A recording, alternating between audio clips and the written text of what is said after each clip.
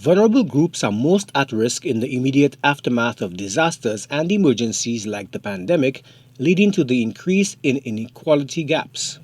St. Lucia is receiving assistance in the analysis of vulnerability and livelihoods through a new technical assistance agreement.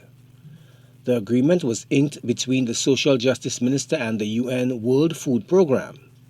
Officials on Friday affixed their signatures on the dotted line to formalize the contract. But the reality in the Caribbean is that the fiscal environment is, as you all know, extremely challenging. But having the mechanisms in place in advance allow for that assistance when additional resources are available to come to fold. The PS also mentioned the initial livelihoods analysis that we worked with the ministry on.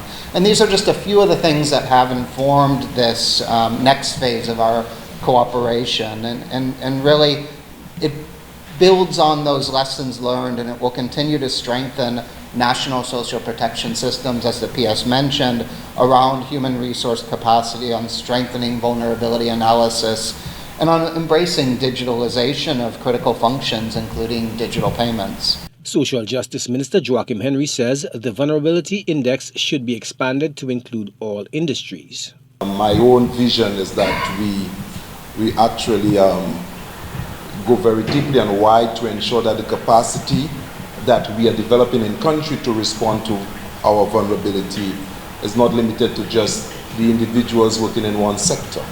You would recall just last year we had some flooding in St. Lucia where the population in north of the island, where our survey of living condition would not capture them as being vulnerable, were actually immersed below water, and of course the government had to come up with resources to respond.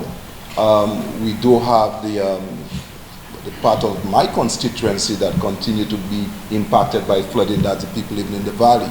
Minister Henry says the welfare officers must be innovative and creative in developing strategies to address natural shocks. I think these tools must become such that persons of faith-based organization can use them and can be used very quickly.